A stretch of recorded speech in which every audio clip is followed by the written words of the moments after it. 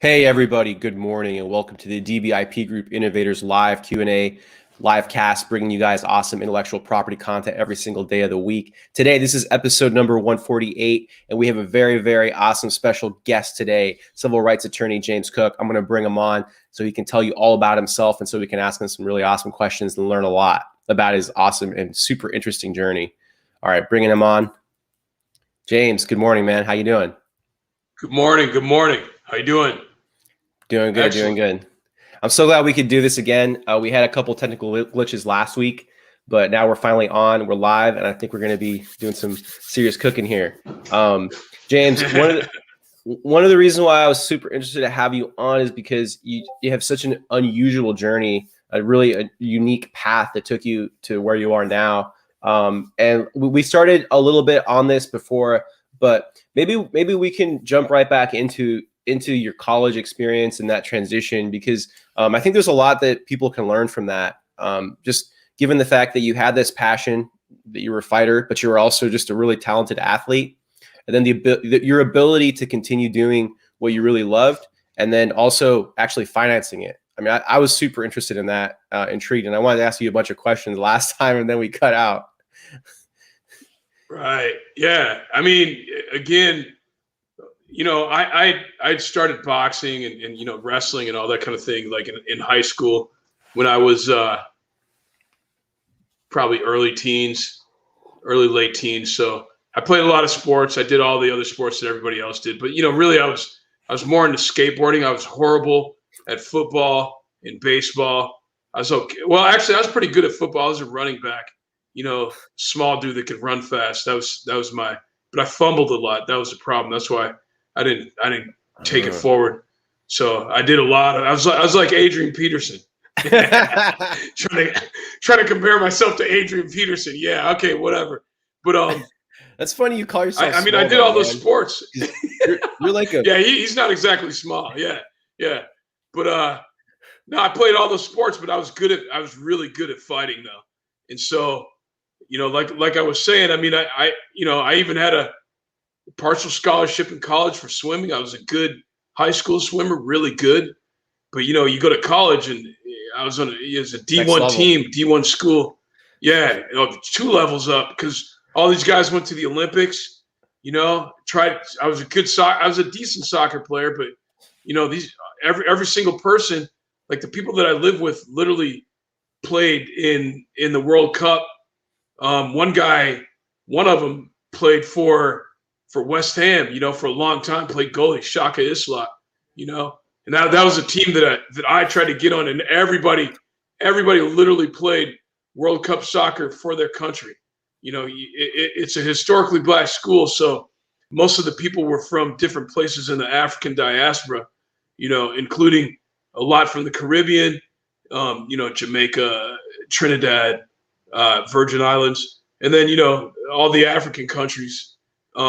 So and Europe as well. I mean, you got to consider Europe as part of the African diaspora in a way.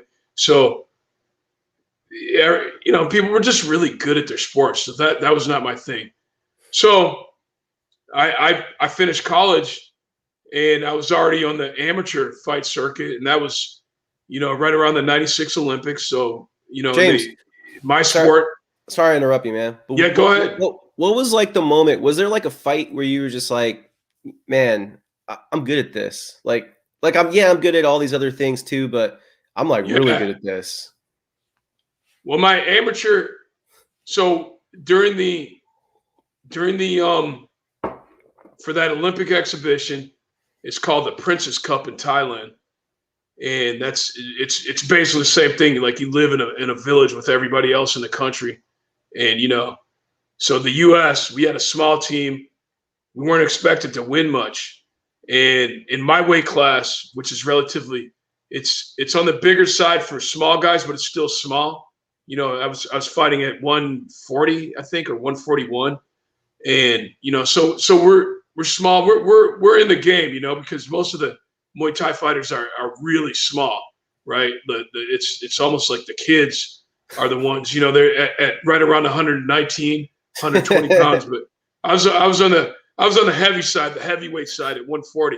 But of course, So anyway, what that meant is that I actually had to fight guys from Thailand, and that is the national sport of Thailand. So most of these guys, so that was worrisome. I didn't think I'd do very well. And it was, you get to see a lot of fights, and you get to do a lot of fights. And I mean, like those guys, I thought were next level. I didn't have a lot of confidence. Had my first fight.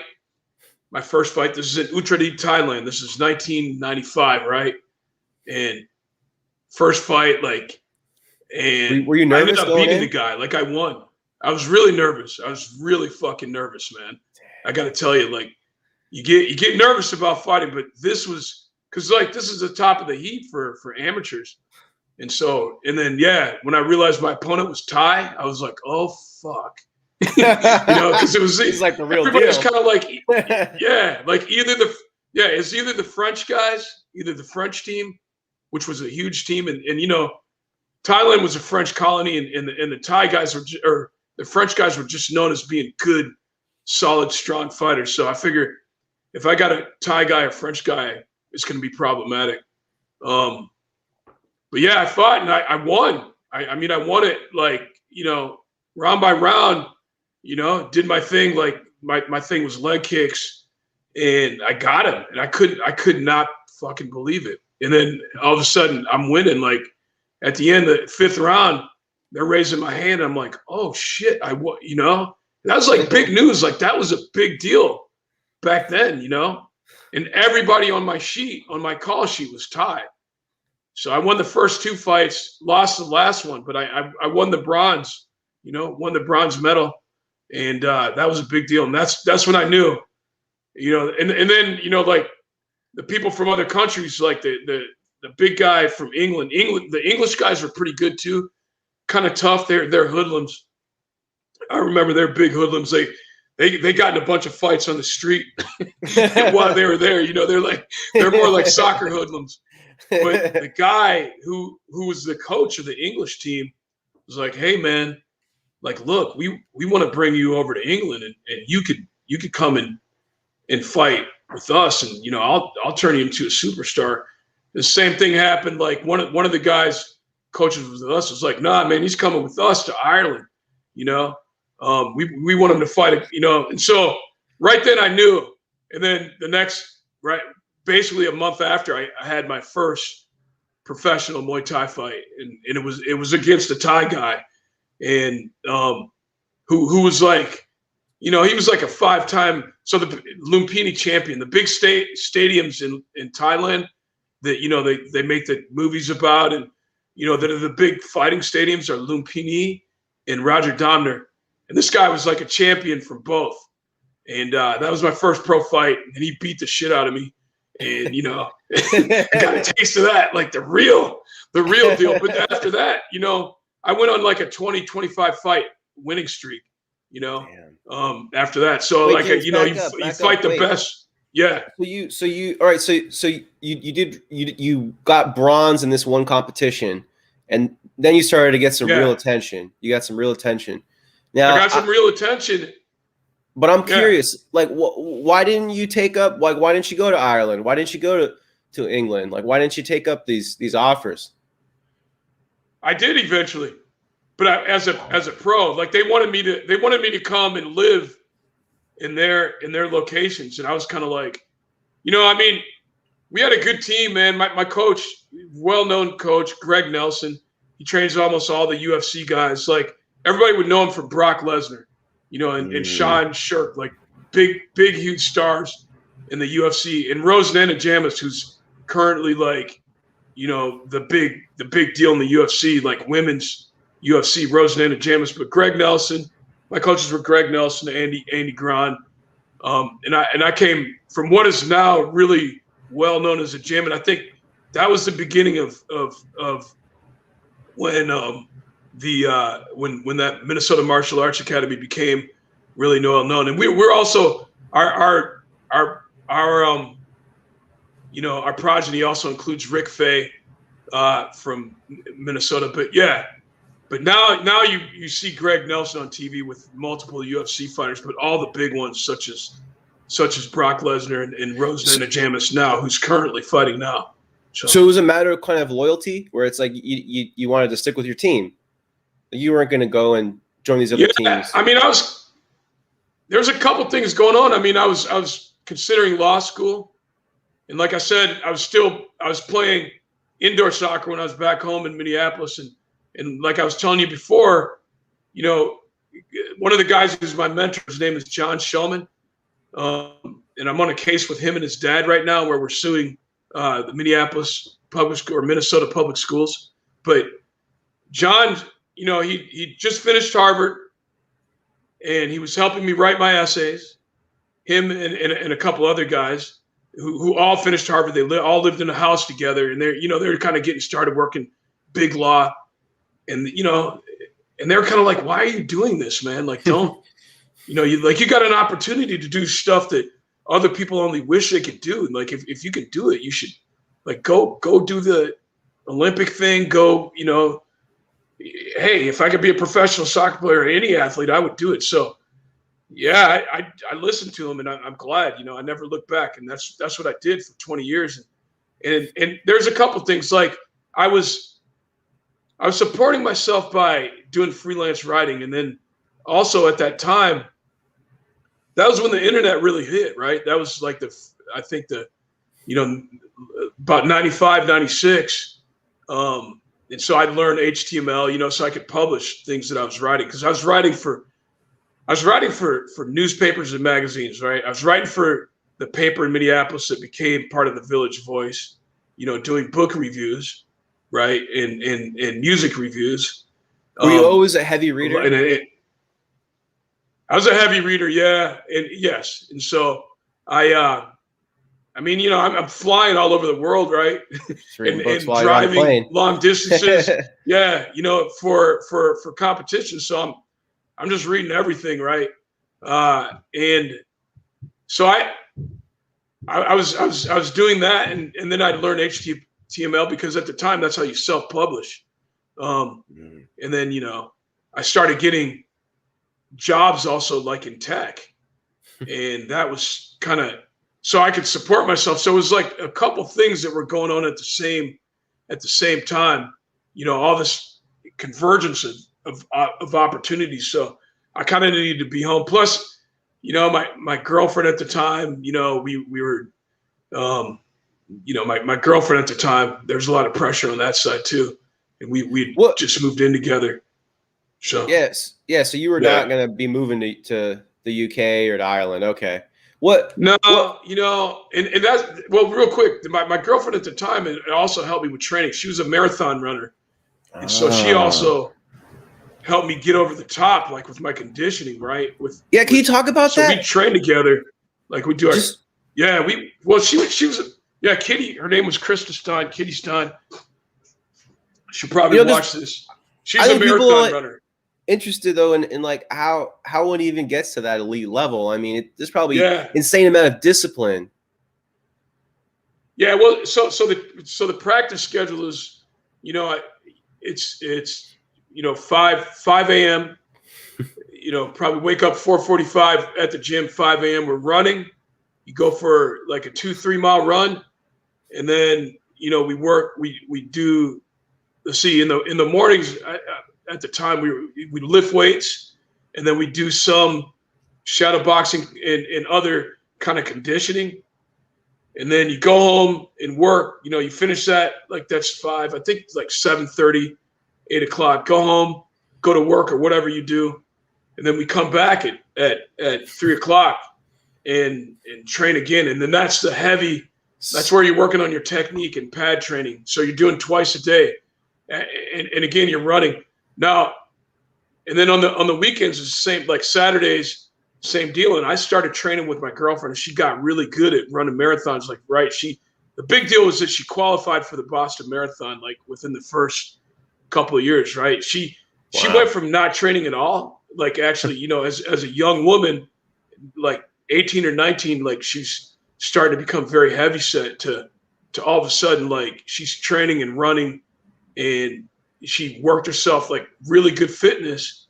and also became a bombshell of a woman, at the same time. But beautiful, beautiful woman already, but like really turned into one. But that was from training. So me and her both are getting up, in a very supportive way, like two athletes, and you kind of understand. So she helped me take my conditioning to the next level with what's called sprint training. And we go to the track. So this is on Saturday. So on Saturdays, wake up even earlier and basically do a probably 5 to 6 hour workout. And then after that workout, I would go to the track with her. We'd go to a running track and we'd be doing 400s on sprints and like times. So I'd already be tired. She'd be kicking my ass. But the point is that my conditioning level raised, right? Because, and that's what I think helped a lot with definitely me getting the bronze medal in the Princess Cup is like, like definitely it's hard to get knocked out and even get phased by punches and like because you're taking a lot of shots anyway. Even if you win, you take a lot of shots, but it's harder to beat someone if their cardiovascular conditioning is at an elite level. And it's got to be anyway. But really, the thing that put it over the top was the sprint drills that she taught me. Like man, that's so fascinating. Sprinting and intermittent sprints, and yeah. So James, I did that. Yeah, I mean, I come here from a very authentic place. Like I don't know I don't know much about MMA fighting, and I know a little bit about fitness. But to me, when I hear sprint training, I think of it as the equivalent of what people call HIIT now, but in the running context, where you run really, really, really hard for like a minute and then you jog. Is that kind of what it is? Where you just go all out and then stop and then go all out and stop. So if you ever watch, first of all, Muay Thai training is HIIT. Is basically HIIT workout when you're kicking those pads, and even boxing when you see people hitting the pads like that. For most people, that's really exhausting, and you can't even do that. Like fights are 3-minute rounds, right? That's a long time for most people. Most people can't, like amateur level, like before they even get to where I was, they're maybe fighting 90 seconds, and most people can't make it through without throwing up. So you literally have to run, like you got to be a middle distance runner with those type of times in order to be able to get through one of those fights. So you got to, I believe, like your resting heart rate, they always look at that. And, I just remember it was really low. In fact, one time I went to the doctor and the nurse who didn't quite know why I was there was like, is this machine broken? And she's hitting the machine. And then, she's like, your blood pressure reading and your pulse says you're dead. And then the doctor came in and said, hey, like this guy's like an elite athlete. You know what I mean? And that happens a lot, but that's where you got to be, so when you talk about the running, it's 400 sprints all out, right? On a minute time. So if you do it in a minute, cool. You get that rest. But if you don't, you got to keep going. So you do that a few times, and then you move to 100-yard sprints on a certain time period. Then you move to 50s, and then you move to 30s. And then you end with another couple 400s. So, yeah. And that's just the track. That's in addition to probably the 5 or 6 miles that we already ran that morning. But, yeah, Kitty definitely, because of her, helped me get to the next level, and probably why I was able to fight as an older, why I was able to last. Like I think Tom Brady's probably doing something similar to that. Go ahead. Yeah. So I got a question about this though. So, and this is sort of ties into one of my key philosophies, which is if you bring diversity and experiences, you can really, really build something incredible. So what I'm wondering about is this running training? Like, did you know in the back of your head, like, oh, this is what's going to up my game? Or was it something that you came upon and kind of discovered and appreciated like after the fact? You hear what I'm saying? Am I making sense? Yeah. I mean, it took a long time for Kitty to get me out on the track. Oh. And when we finally got out on the track, and then I'd done this running training with her the way we do it, and then yeah, I'd be tired all the time. But then I fought pretty soon after that, and It's like clicked. You're like, oh where man. yeah, well, usually you get to the after the first or second round, you're pretty exhausted. If you watch those fights, no matter how good a shape you're in. But I remember thinking like, dude, I could fight another. After the fight, even I was like, I could fight another. I could fight another fight.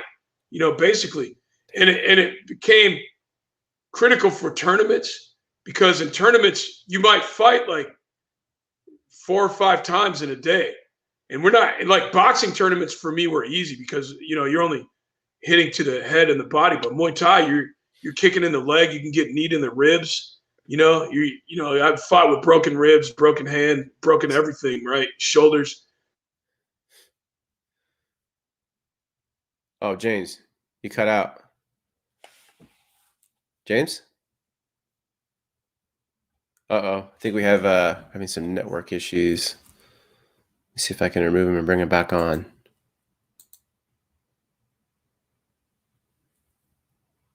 James?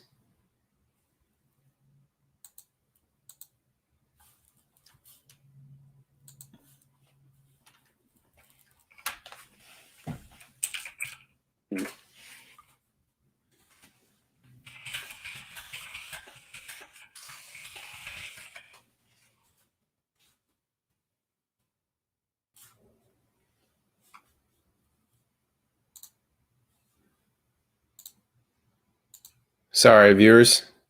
Oh no, I think James fell off. Trying to see if I can get him to come back on.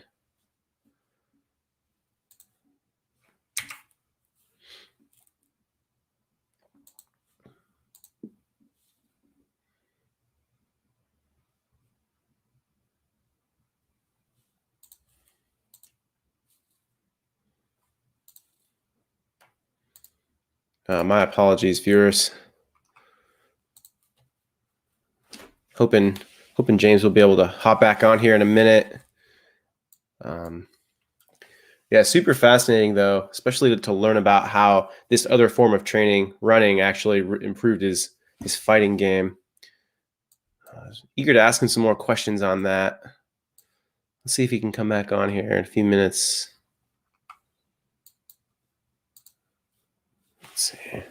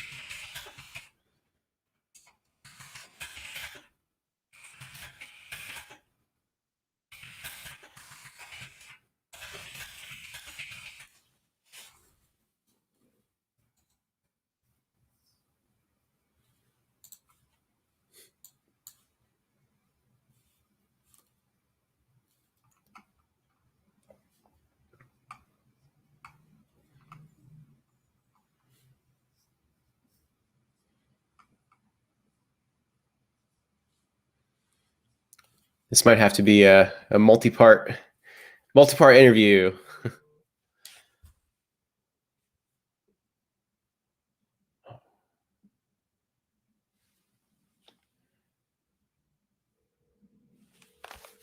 James is calling me right now. Hey, boss. Yeah, I know. It was awesome. We went for a solid 20 some minutes.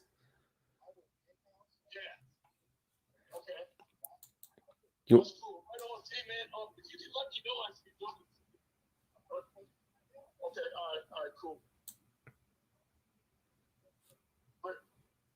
want to hop back on?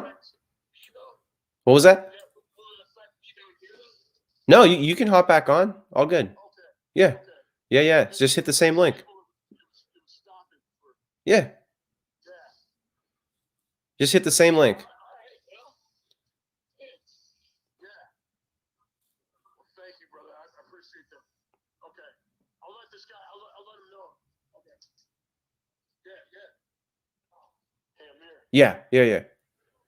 Apparently, I don't know. There's an Xfinity guy. I didn't even realize. My mom called the Xfinity guy, and she had an appointment too. But anyway, the point is he cut it off. He's going to bring me back on. Oh, okay. Place together what just happened, because dude, we were really getting going, dude. I know. It was getting really hot, man. I know. The connection was stable, but apparently he says that the guy didn't really fix anything. Oh. But so anyway, I think we should be. Oh no, we're not there yet. Let's finish it up, man. Like, I'm not too worried about the deposition, but let's get it done this morning, though. You know what I mean? Yeah. You can hop back on, man. Let's do it. No, it's all good. You think it's going to be back on in a couple minutes? Yeah, we should be back on in a couple minutes, man. So let's just. Sounds good, man. Another thing you can do, you could hop on your phone maybe too. Sometimes the phones are more reliable. You know what I mean? I can try, but it might just look bad for the quality, right? Sometimes it doesn't. You'd be surprised. Okay, let's take a look. Okay. Yeah, hop on. I'll hang up. All right, guys. James is going to try on his phone. Let's see.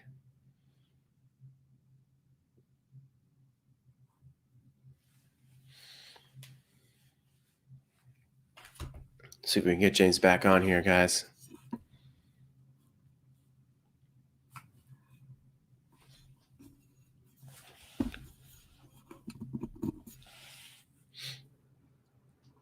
Apologies for the delay, everybody. I think James is trying to get back on here.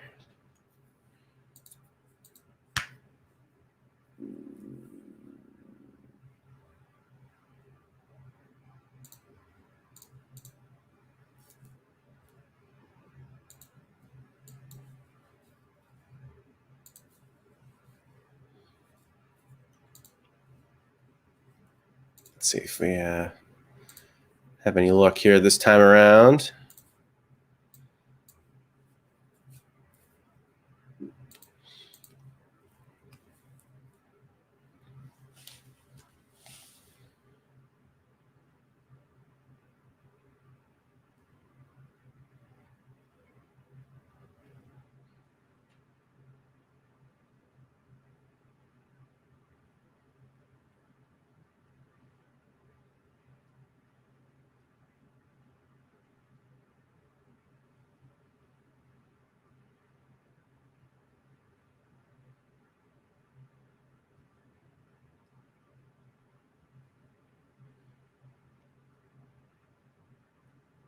Oh, here we go.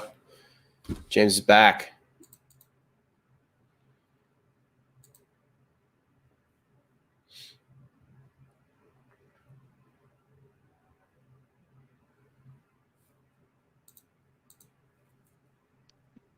There we go. Yeah, James, you're looking great, man.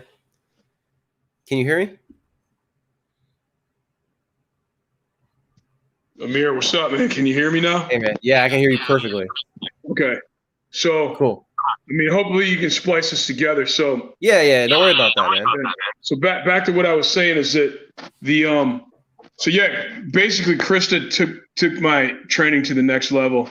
And I started implementing it into all my training, like the way we did those, the running segments. And I actually teach a workout group based on the training that she came up with for me at that time, and it just carried me through. Like I was able to fight for a long time. Yeah, you're right. It takes a lot of, like, to be on that level. You really can't do much else, other than that. It's all I did for basically, I say about 20 years, 21 years. So I turned pro, like 19. And I had my last fight when I was 41 in Vegas. I was 41. I fought a guy who had fought already twice. We'd had a draw, I think, at one point, but the last time he beat the shit out of me, I was slow. I was just old. I probably stayed too long at the party. you know, it was Vegas as well. So, you know, they're betting on you. And I wasn't quite as much of an underdog, but I was a bit of an underdog, but the Vegas Athletic Commission suspended me for 180 days. And that's basically like, maybe it was a little longer actually, but that's basically stopping you from fighting is what it comes down to once you get suspended in Vegas. So, but yeah, so you know, the career was great. I fought all over the world, and I supported myself by doing writing and tech. In fact, I went to graduate school at University of Colorado Boulder as a scholarship that I had, like master's degree for literature. But really, the reason why they had me come is because at the time, number one, there weren't that many brothers like doing HTML or writing the type of stuff that I was doing. So they really, you know, I was a token black guy in the program, which I didn't mind, you know. And Boulder was kind of ahead of the game at the time. You know, they were doing a lot with the internet, and I think they created one of the first browsers there. You know, there's a lot going on. So I learned a lot about that. I learned a lot about tech because, I mean, I'll be honest, you know, I had a couple roommates. Most of my roommates in the graduate dorm, they were all in some variation of programming, switches, you know, satellite technology, new stuff at the time, right? And they're kind of the pioneers. Like, and one guy in particular, Shin Yamasaki from Japan, taught me a lot, like about just straight programming, the like enhanced, and really it was about porn. So I'll be honest, like we were programming so we could pull, you know, porn, Stream. I guess. Yeah, okay, like I got it. different places. And also then when we put it So down you in can aggregate porn from different, to aggregate, and also Nice. when we put it in the FTP site, so people started coming to us like, hey, how do we get this? And we you know, you got to put it in a repository, right? Like what would be a server these days. but you guys managed it. We had to manage it, and that's when I started to learn about like Apache servers and just like networking and all of that. So you know, I'm like this writing guy who's learning how to do this for a very specific utility. And then, you know, I you know, and then, you know, like HTML and all that. And I mean, like anybody who's watching this who's you know, it goes, you should know, like we're all adults here. Porn is at the top of every industry because every 15-year-old kid spends their time trying to break into porn sites. So they got to have the best security. They got to have the top of the line technology. Oh, and yeah. so that's, you know, and I had a buddy, and then like the different startups I worked with. They got to protect their IP, right? They got to, yeah, they got to check exactly. No, but for real, it's a huge money maker. And then, you know, like between porn and finance, like banking, you know, you got to, in the military, but even the military doesn't have it going on. Like, at least at the time, they didn't, not like the porn sites had it that soon developed in the financial. So I learned a lot about that in graduate school. You know, I'm training. So my day was spent, I'd wake up, you know, I'd train, you know, I'd go to class, train again at 3, and then, you know, I'd be doing my work. But we, you know, that's in that time, you know, between, you know, the night after I ate, we'd be doing I was learning a lot about how to, you know, set up. I learned a lot about Linux and how to, you know, like we were doing weird stuff even back then, like creating, you know, like we create servers and then we string them together in a RAID, like Linux servers, you know, so we could load balance, like what was new back then. Then you guys were doing distributed processing. What's that? You guys were doing distributed processing. Yeah, we were doing this. Basically, we were doing like Stone Age Flintstone style distributed processing, where you know, you get an old PC and you're really just using the CPU to balance it with, you know, to balance the load in order to create like one big server with like 3 CPUs strung together, basically. So yeah, it was weird stuff. And then, you know, I took those. So here's what happened. Yeah, why didn't you flip it Bro, into a business where it's like, oh yeah, you want access? That's cool. You got to pay a subscription. yeah, I mean that's kind of what we were doing. I mean, at Oh. the time we weren't even thinking about. We were just like guys, like getting guys off our backs. You know what I mean? And then like of course it started to become like anybody who knew how to do HTML or any type of programming or anything, you get hired like to do projects. So I was making money on the side in graduate school, and then even after. So my But you were first there job, for literature. I was there for literature. So I mean, Wow. I got my master's degree. Is completely worthless, But it was, and it solidified the fact that eventually I was going to go back to law school. But yeah, that's what I was there for. But I ended up But you really learned learning how a to lot more about program. tech. What's But that? you went there for journalism, but you really learned how to program.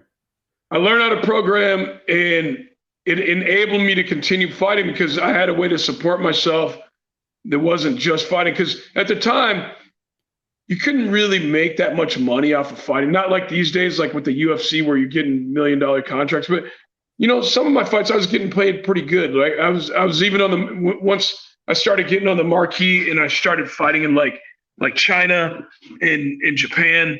They pay a whole hell of a lot more than you get paid in the States. So, but Wow.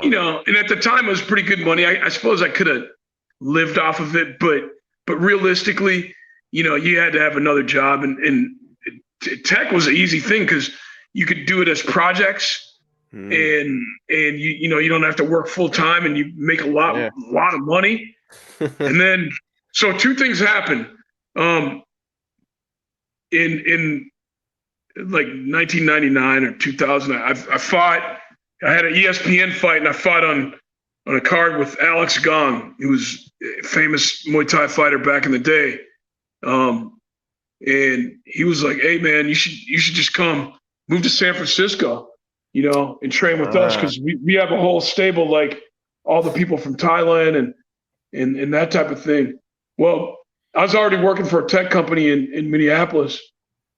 So right at that same time, right after that, I went home, and this company asked me to interview with them called US Web CKS, which at the time was like one of the biggest web companies. Because back in the day, tech, the first wave of the e-commerce, as they called it back in the day, that was all websites and websites, and they're just starting to get into the back end and doing the crazy shit like I was doing in graduate school. So I went and interviewed, and I got a job because I wasn't gonna just move out to Fairtex You're and live gonna uproot in the dorm yourself. with them. Yeah. Yeah, because that would have just sucked, and I didn't want to live in a dorm. And you live with a bunch of fighters. They train for their fight, and then when they're not training, it's just like drinking and the whole time. So I didn't want to do that, but I ended up getting a job. So and I moved out to. I actually moved to San Jose first, and I was training at AKA with Javier Mendez and a lot of fighters that became really famous. Did Kitty go out with you? No, she didn't come out with me. So that kind of broke us up, unfortunately. And that's That's part of the calculus. Part of the decision. That's part of the calculus. And then at the time, the next person I was dating, she was a medical student. She was on the team in Minneapolis, and she actually got her degree. The woman her name is Happy, Dr. Reynolds, Dr. Happy Reynolds. She was actually, ending up at San Francisco General, and we anyway, that's a whole other story, but so you come out to the California, to San Jose, so that you can so you can train with this gym, but then also you actually have this job as a developer with this company. Yeah, and luckily I had a job as a developer, and that, so I was working and training basically. And that's all I did, I mean, I just, I never did anything. Like there's the same schedule twice a day. I'd be at work, I'd leave work early, but I wasn't so much of a developer. I was more of a systems administrator. In fact, I think that was my title. So admin. I was doing a lot of, I was dealing at the time. It wasn't so much Linux at that time. Like I was doing Solaris, like Sun Microsystems. Yeah. Unix, Unix guy. So, a lot of, like you're configuring servers and installing them in co-location facilities and setting up the security protocols, that type of stuff. And just, you're monitoring and that's a lot of what I did. And, I like several jobs, like that's pretty much what I did. I mean, it's mostly Sun Microsystems. We did some Linux, like Red Hat back in the day. I don't even know what it is these days, but did mostly. But it's back way back. I did some development, but I was a shitty programmer. I mean, I do some now, like in Python. I interned at Sun Microsystems. So I used to have a Solaris machine back in. Oh, you did? In 2002 when I was in high school. Me too, man. Wild. Me too. I did. and then, I mean, they're so expensive though. I know. And then, but then, like with Red Hat, it just seemed like with Red Hat, you had a lot more. I mean, it's open source and, you could customize it a lot more, but so that's I was a big Red Hat fan, man. You were? Yeah. So, yeah. So you know what I'm talking about. I mean, I know exactly what you're talking about, man. Yeah, that was the thing. And it was a great thing to have because it was so flexible and, allowed me to fill out my career. And then, like as I started getting older and started losing more fights, that's when I started thinking more about law school because it was great working in tech. But you remember there was a big meltdown in I mean, there was one in 2001 with 9/11. Yep. And I was lucky to be employed then, and I was still fighting. And then, but then there was another big meltdown in 2008, and that was kind of like when I started, law school and everything else, and kind of got back to it. So how'd you know when it was time to put up the gloves, to hang up the gloves? Was it that last fight that you had in Vegas where you were like, basically it was time to get serious about like, law school and everything else. So, and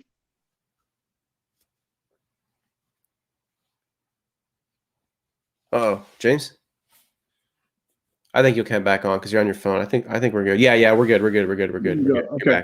You're back. So Muay Thai and boxing, you fight a lot. Like when it was all said and done, I had over 100 fights. Damn.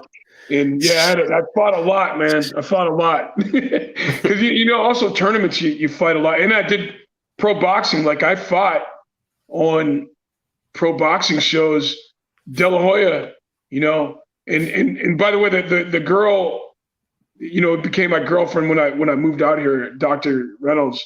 We got married later, had 2 kids, and she was also a Muay Thai fighter. And, she's she did that, but she's also a fight doctor. And she lost it. She's also a fight doctor for a lot of the UFC and professional boxing fights because she stopped fighting after she had kids. And, so she's also an athlete, elite athlete. She was also that. Yeah. She, and she was also, I think she was on one of the, or at least they were starting to film one of the first women's like, UFC type show where, you live in a house, but she didn't make it because she had our first kid. So that didn't work out. So her fighting career abruptly ended and she had to concentrate on interning. And around the same time, I was still fighting, but I was kind of on the downside of my prime. And so, it was time for me to get serious. And that's when I went to law school. And originally I was going to, I planned to apply to all these firms to do securities, like securities litigation. Yeah, sure. And I just ended up with John Burris. And I haven't really looked back, because what I realized is that I really wanted to be a trial attorney, but I realized you go to a firm and you may not even see the inside of a courtroom for like decades. 10 years. Plus they weren't really knocking on my door either. So, I had a few things lined up, but I wasn't sure if that was going to work out. And Burris was like in the news, like, doing nutty, like, everything was ripped from the headlines, like on Law and Order. And then, literally like at the time, like when I came to him as an intern, he was doing the writer's case, and that was a big deal. and then I was taking the bar when he was doing Oscar Grant, basically, Dang. So it was, we were starting, and there's also the whole thing of working for like like I work for a black law firm, so that was kind of a big deal and a unique experience, and the type of law that we were doing, and it was like an immediate need. Like as soon as you get your license, and even before your license, you're going to be going to court. You're going to be doing interviewing cops and putting them on the hot seat. So I was like, oh, okay, I like this. So here I am, and that's where I started working. Were there like some real skills that you? I mean, I'm sure that a ton of skills that you developed though when you were in the ring going into law. I mean, just probably not being fearful, right? Probably, or being able to manage your nerves. Well, here's the thing: is our workouts.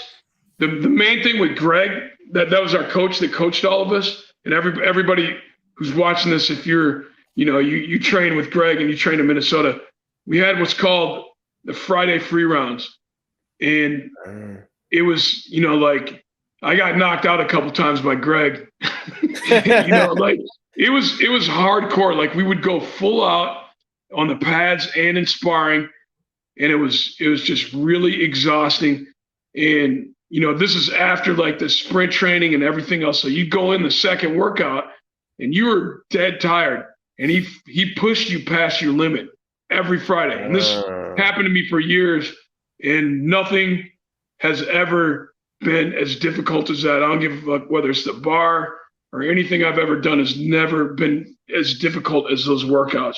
So, just being in that mind space where you think you cannot go forward anymore and being forced to be pushed past your threshold. Like I take that lesson and Dr. Reynolds is the same with her. And everybody who has, has done that, like they understand. And also, you bring like kind of that work ethic, because when you're training twice a day and you're pushing your body past the threshold for years and years and years, there is that. Like I may not be the most skilled lawyer, but I know that I can wake up at 4 a.m. and outwork your ass. You know what I mean? If need be, you know what I mean? Like you're ready. You may know more than me. You may, you hear that all the time. I've been practicing for 40 years, and I'm just gonna wipe the floor. I'm like, okay, cool. All right, well, I'm here to outwork you. Yeah, but I'll outwork your ass. I know I can outwork your ass. That's one thing that I can't do, and I think that's why Burris. I think that's one of the reasons why he might have, gone, stuck with me, because, I'll work. I have no problem working, and then I could bring some other skills that'll help me against the more veteran lawyers, because the veterans, they weren't prepared for COVID. They weren't prepared for technology, and they don't even understand it. Like I'm lucky that Burris, like who's an older guy.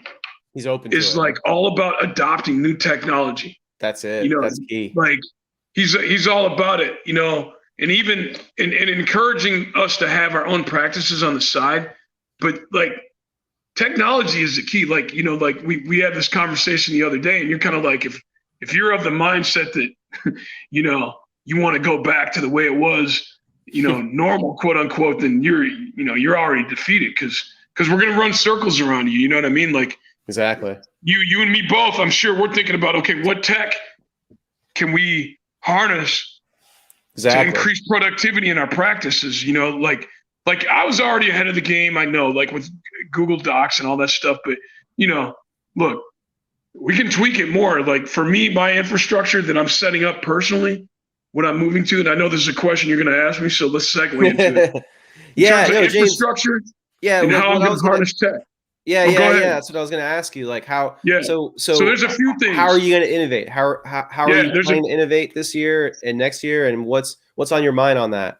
Yeah. So the first thing is just pure infrastructure for the firm, especially like, and for my own, and also what I'll talk to Burris about. But one of the things I'm going to do is we used a lot of Google Docs in the Google Drive suite Okay. for collaboration, like that type of thing. But yeah, we do that heavy. We're heavy in on that. Yeah, but the storage capacity and how much they start to charge you, Yeah, it's expensive, man. Yeah, it starts to get expensive. So what I'm thinking is I'm probably going to buy. I'm going to make a decision this week as to which NAS device I'm going to buy. A NAS network for lawyers who are watching this. It's called network attached storage, and basically it's a computer that just it's basically a computer that acts as you can set it up to be exactly like your Google Docs or like a cloud storage. It's, for the technical people, it's a media server. It's a server, but it's like a little mini computer that you configure through a browser. And I'm either going to get a free NAS or I'm going to get Synology, like one of the Synology devices. And I'm going to set that up and we're going to use that and sort of my plan is to sort of, transition from Google Docs onto, the Synology device. And for the really technical people like Amir, what I'm probably going to buy the 6-bay RAID and set it up as a RAID storage. Nice. So I'll have, so I can set it up as like probably, 2, 3, 3 storage spaces. So yeah, I'll set it up as a RAID and do it like that. And I think that'll give me a total of, it should be, what is it? I think they're 12 terabyte discs. Jeez, you got tons of space. Yeah, so 60 terabytes. So I won't have to fuck around. And then, so we'll convert all of our, like the staff won't understand it, but basically our Google Drive will become that NAS storage. I can also use it as a media server, but also so that's internally. And then also we're working on some things where we're automating pleadings, like writing the pleadings. Yeah, so all you got to do is fill out the Google form, and then it spits it into a database, and then you have your template. A lot of the things that like My Case and Clio do, but like here's the deal. Again, but it's more personalized, more customized. Yeah, we can personalize it, and I can personalize it exactly as I need it for pleadings and other discovery documents and that type of thing. So we're working on a project with that should be done towards the end of the year. I probably want to sell it to all the other lawyers, but yeah, that's one of those things. So I need big storage for that. But then the big thing is like, look, solos, you guys know this. You got to step up your game on social media. And I invite everyone, if you're watching this, look at Amir's YouTube page. And that is how you have to do it. That is, and you got to be like that. And you have to have a presence on the internet that's, that simultaneously teaches customers, new customers, prospective customers, and also, for publicity, and it's got to do those two things simultaneously. It's got to be informative. And like Amir says, set it up so people can save, whatever it is, $1,500, doing it. And eventually like that'll bring in the customers. So, and so like video production, and we plan to do a lot more videos, and that's why I need 60 terabytes of storage. So I was going to say, that's why you need the storage space, man. Yeah, I need that storage. Add up. Yep. Yeah, yep. The videos add up, and but it's necessary. And it's necessary if you want to be a successful, solo practitioner, and you want to practice in the 21st and 22nd century. There's no way around it, because that's it. The files are going to get bigger. Like it's non-negotiable, man. Exactly. And so you and your firm, you need to learn you should learn the technology, learn what we were just talking about, and or contact one of us. But really, that is just the way it's got to be. Like, you can see the writing on the wall. If COVID has not taught you anything, it should have taught you that. Like, get on the internet. I think even like I got to talk to Burris more about it. A lot of the cases, you've seen nationally, like in terms of the type of law that I do, where we're talking about, like this case that just settled in my hometown, Minneapolis, George Floyd. Like, we feel as though that should have been our case. But I mean, Crump has a larger social media following, Yeah, and you're right. he's also, and because of that, he's tied in with the people that you need to be tied in our casework, such as Al Sharpton and sort of the black leaders. But your social media presence helps. So, you got to have some of that. But also, there's enough to go around. But I'm just saying, when these things happen, people want to know about you, and you want to have. There is a media aspect of it, and that is why you need social media. And that just because we're talking about high profile police cases. Also, hey, I mean, if you're doing probate, my girl Lauren Peebles, she's got a huge social media presence. Criminal, okay, so that's great that you get cases, and I do criminal as well. I'm headed to LA to go get a guy out of jail on in the next couple of days. But if you do criminal and you want to grow it, I look at Joanna Nieves, there's a couple people, but they got a huge. That's right. Javel Lamato too, so they understand harnessing social media, and it's critical. So if you think that you don't have a practice that lends itself to that, you're wrong. You think again, and then you like, who would think like, okay, IP on social media, like, but there it is. It is so necessary. So yeah, that's what I think. Thanks, James. That's where. So those are two things that we're doing as far as is that, and then also, some of the other tech that we want to do is that I want to do with at least with my team is I want to make sure that everybody has top of the line workstation. So we need to upgrade and get everybody with because like I'm sitting really in front of 3 screens right now, right? I got 3 screens, more real estate, more things that you can do, and I think the rest of the team, and also customized workstations with a lot more CPU power, because we are doing video editing, and we should all have gaming PCs on my team, right? Even though you may not be gamer, but you still gotta use that gaming technology, because you need that video, you need the GPUs. Yeah, exactly. You need the video.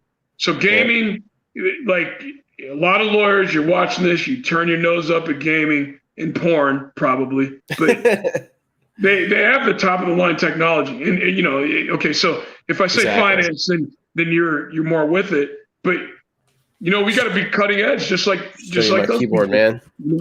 I can't lift it up, but I got a Razer keyboard right here. There you go, brother. Yeah, right. Yeah, I'm in your I'm in your camp, man. I always look for gamer equipment. And I'll turn and I'll show you guys my workstation, my setup. But I think that's a big. That is a big deal. You got to have the righteous setup, and you can see. I mean, my cord management, it's got to be better. So I'm not going to enter one of those contests. Hello? I mean, it looks pretty good to me, man. Yeah. Is that a high definition? Is that a 4K video cam right there? Yes.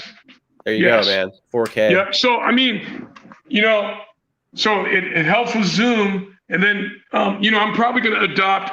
I've been talking to Amir and for more collaboration, probably get more on Discord. Like one of the clerks was like, oh, we got to use now I'm blanking on the technology, but we were using Asana and some of the other ones for a while, and that didn't quite, I just didn't like them, and they're kind of expensive. But I think, you've kind of shown me the way with Discord. Discord's free, man. Yeah. So I'll use something like that, and that we'll use that type of stuff to go forward. And I think it's one of those things. If you're an attorney and you're complacent, that's going to hurt you. Yeah. And you're just losing out in the long run. That's all. Yeah, you don't need the overhead. Like the money that you would pay in rent each month, get your team, the right kind of setup. And, exactly. The productivity will not only continue, but it'll increase. I believe if you're using all the right tools. So that's 100% what we've been doing, man. It's been working out. Yeah. So those are my things. But the NAS device is going to be will be the key. I thought about, installing like I was thinking, I was looking at like possibly getting back into my systems administration, like setting up a server for all them. And I'm like, dude, I don't want to administrate it, and I don't want to have to do network security and all that kind of crap. So why don't I just get a NAS device? There you go. It'll provide the encryption that I need for my client files, and also for all of our communications is all there. So, yeah, 60 terabytes will go a long way too, man. I think so. For a while until things get, you know what I mean? Like I remember when I was setting up NAS devices, and we were like, wow, man, 10 gigs. Oh my God. We'll never use 10 gigs of space ever. But I'm about to run out of a terabyte. So yeah, that was back then. Cool. So, James, final takeaway. What's your final takeaway for everybody before we wrap up here?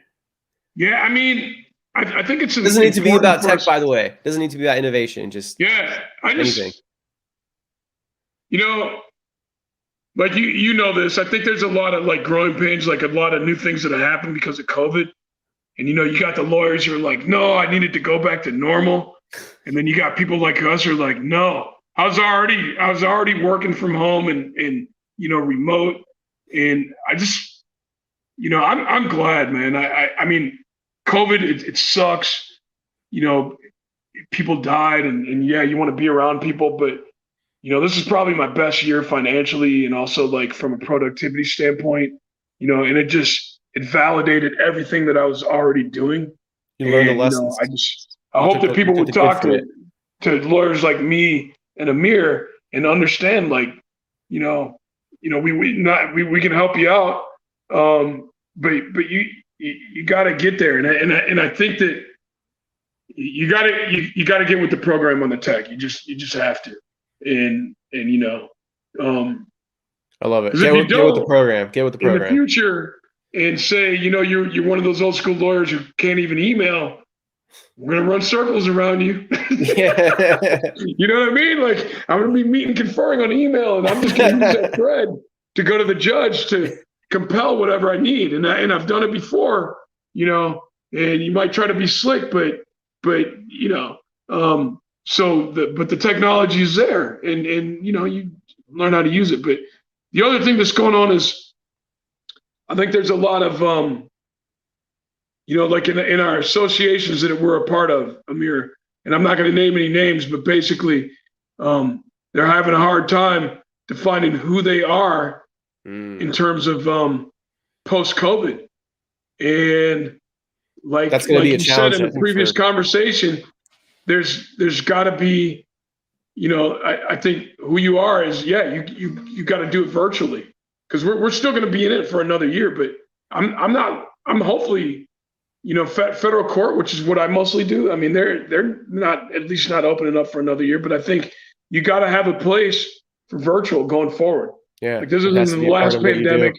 This isn't the last time that we're, going to have to, work remotely. And if you're one of those organizations, I mean, it'll cut down on your overhead. That's number one. Two, you can bring in more people and therefore make more money with more people. But you got to wrap your head around it, though. And you got to understand it, and you got to use it for productivity. So if, like if you feel like, well, the staff is burnt out, or whatever it is, learn the technology. Yeah. And it will cut down on the time that you spend on a particular project. So, and that's for the lawyers too. But that's I don't know. That's kind of my takeaway. No, man, I love it. It's get with the program because the future's here. And so one of the things I want to do with you, Amir, is we talked about this, but we may as well just say it right now. I think that what we need to do is we know that one of the associations that we work with is having a hard time publishing the videos. And so you and me and another group of attorneys that I know that want to put out MCLEs faster, I think we need to get together and create content. Repository of MCLEs. That's it. Create content. Put them together, and and offer them back to ACBA, or it was, well, if you can cut that name, we need to offer them back. It's a live stream, James. It's out there. Yeah. Oops. Well, okay. Offer them back to the different bar associations, and also, some of the other organizations. It's about creating content as frictionlessly as possible and putting it out there, just distributing it on all the channels we possibly can. Exactly. But James, like that's coming from a good place. I mean, your intent's right. You're just trying to make it less frictionless, and you're trying to put the education out there for people that want to absorb it. I mean, there's nothing wrong with that. Exactly. And then the other thing is we're the creative organization that we're a part of. Like, hopefully, we did this. We did a movie. Like, I believe that Amir and I, we he was the chair of our group that sort of innovated like the idea of using commercials. Now, but that was pre-COVID, right? Yeah, that was pre-COVID, and it's hard for people to wrap their minds around it. And like anything that's like different from what everybody else does is, in that organization, and in the end is, it gets people all up in arms. But you got to think of it like this: there's been a development. One of my groups, we did the Hambleton presentation, and all of a sudden everybody started doing musicals, right? And that it just developed organically. Commercials, so now people are doing more commercials. People are actually using the commercial aspect. And now with COVID, it's forced you to learn more about the technology, somehow presented over Zoom. Yeah, the last one that I did, the movie, may not have been, the best presentation, but the point is please one up us. The next one's going to be better. 100%. The next one is going to be better. And I think that these presentations that we do will get better and more informative and more entertaining, because let's face it, a lot of those presentations are fucking boring, man. Like you about to go to sleep sometimes, right? And I think, with the tech, you can add the entertainment value to it that is needed, and still inform people about the law. So it's true. Yeah. Hey, James, thanks so much. Thanks for being on. Thanks for doing this. Thank you. I really appreciate it, man. Thanks for all the love too. I really appreciate it, man. Oh man, everybody, please check out. I mean, this guy. This is again. I'm upgrading. To be like Amir, and he'll Thanks, push James. me, because I feel like once I see Amir's YouTube page, I was the one that was being complacent. Now I got to up my game, man, for real. James, for real. Amir, Judy Sang, both of you guys, great job. Thanks, man. Hey, James, I'm super excited to collaborate with you. Okay, for real. So let's keep doing it. Well, we're gonna make it happen. It's coming. Man. Whether we collaborate or not, somebody's gonna do it, and we may as well be the ones. So let's do it. Let's do it, man. All right, James. Thanks so much, man. All right, man. I gotta go to that deposition. Talk to you soon. All right, man. Later, Take care. All right, Bye. see you. Bye. Hey, everybody. Thanks for watching this stream. This is episode number 148, interviewing James Cook. Hope you guys enjoy this. If you guys have specific ideas for future episodes that you guys want us to cover, please send them our way. You can email us at victoria@dbip.com. We also have a community number, 415-943-5193. That's 415-943-5193. Feel free to text this number. You can have direct access to me. You can send me your questions or show ideas. Thanks so much for watching. This is episode 148, and looking forward to seeing you guys tomorrow for episode number 149.